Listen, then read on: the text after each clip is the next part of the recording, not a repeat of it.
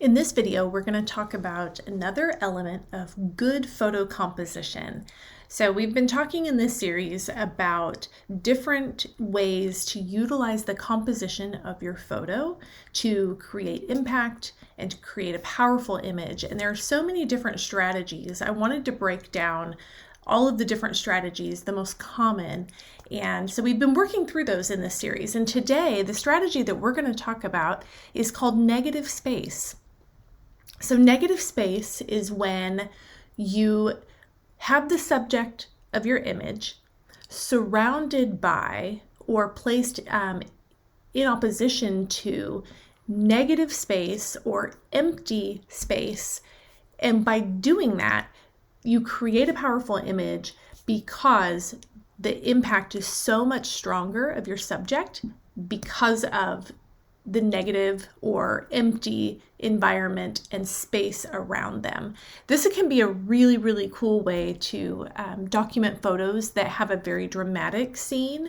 It can help you capture maybe the size of a subject next to a great mountain, or there's so many different ways to utilize negative space. Now, I want to also mention that a lot of times when people talk about negative space, they talk about empty space. And sometimes we think that means that our subject can be the only thing in the frame. And today I'm going to show you that negative space doesn't necessarily mean completely empty space. It can mean that, but you can have other elements in your image and still be utilizing what we're calling negative space. So I'm going to give you a few different examples.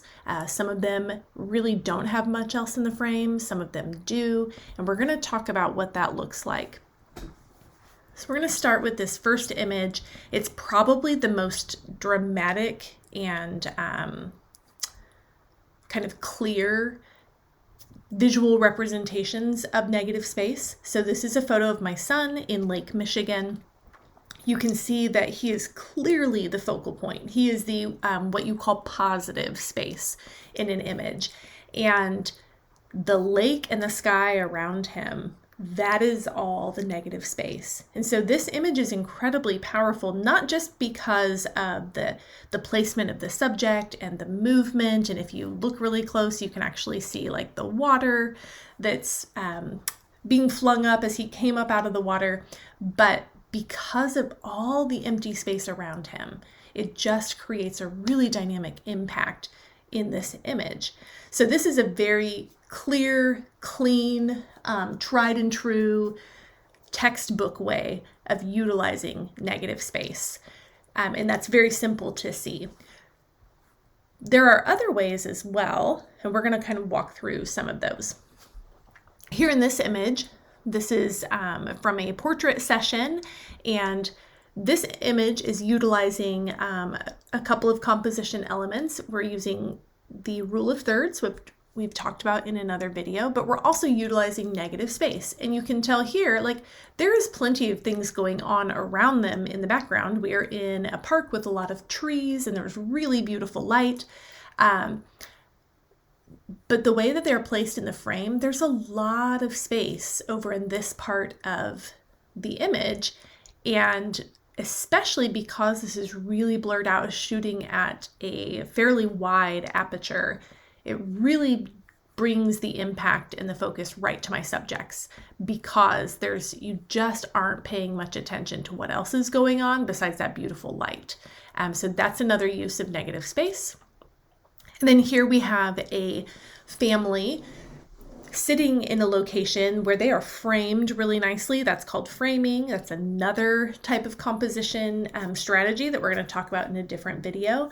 But you'll see that the subjects are very small, and they're down here in the bottom third of the image. So again, we're utilizing the rule of thirds, which we discuss in another video. But then we have a lot of open space above them. And this is one of those times where it's not completely empty. Like, it does not have to be a plain blank white wall. There is some really cool architecture behind them. This is still considered using negative space because none of this takes away from the focus of the subject. And in fact, because of the shape and because of the way they're positioned, it actually frames them really, really beautifully. So by having your subject here and all of this open space around them, you're utilizing that negative space. And again, this is a really cool way to document here, because what I was thinking as I took this image is that I loved the way that this was framing them. I loved this architecture, and I wanted to capture it the way that I was seeing it.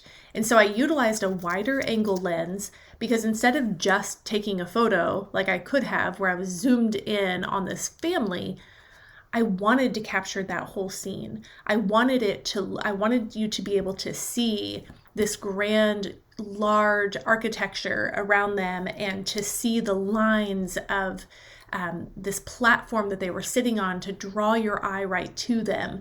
And by doing that, I'm utilizing so many different elements of good photo composition, including that negative space. So this was just a cool way to use this type of photography and this type of composition to really help someone see what the environment was like around my subjects. And that's the same as what we did here in this image.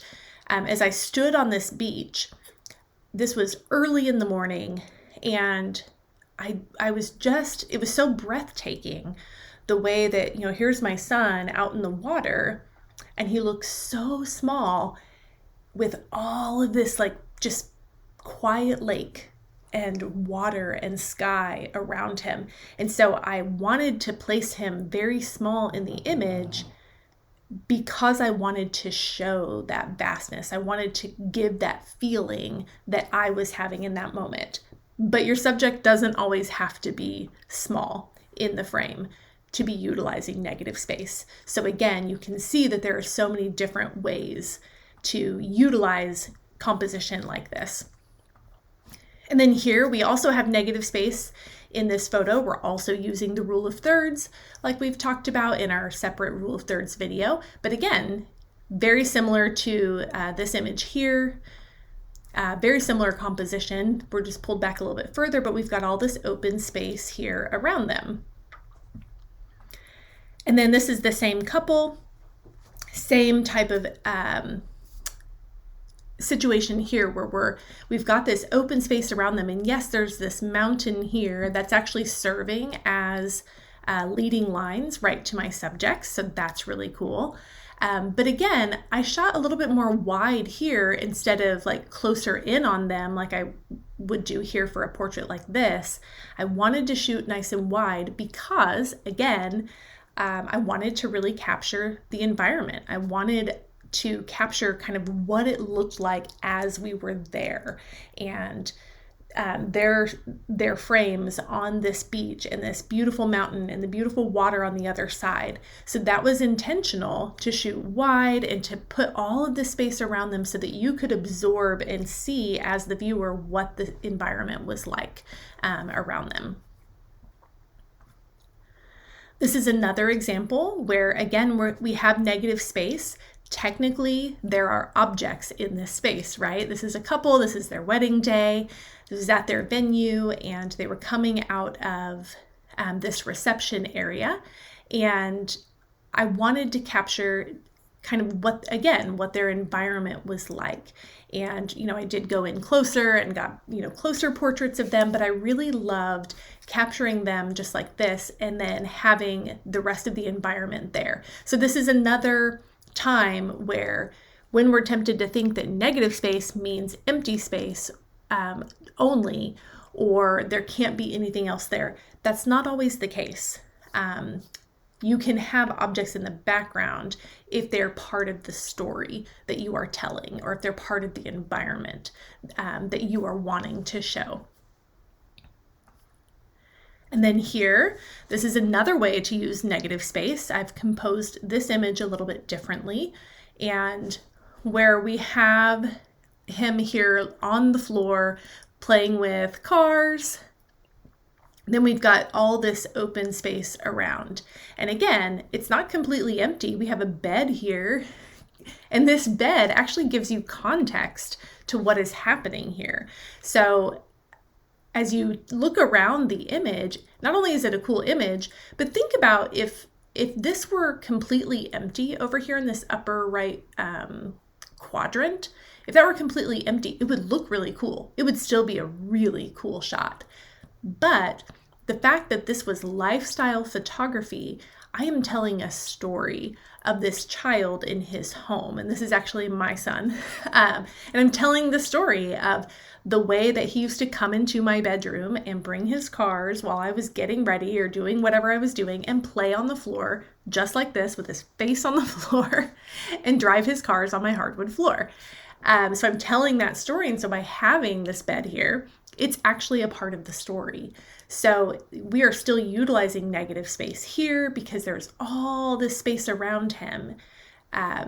But in this particular case, I am keeping the bed in the image because it's part of the story that I wanted to tell.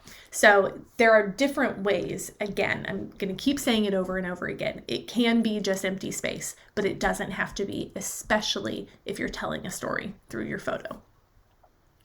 And then the final example here is just utilizing this composition. This is one where my subject is much more tight in the image than most of the other examples that I've shown you.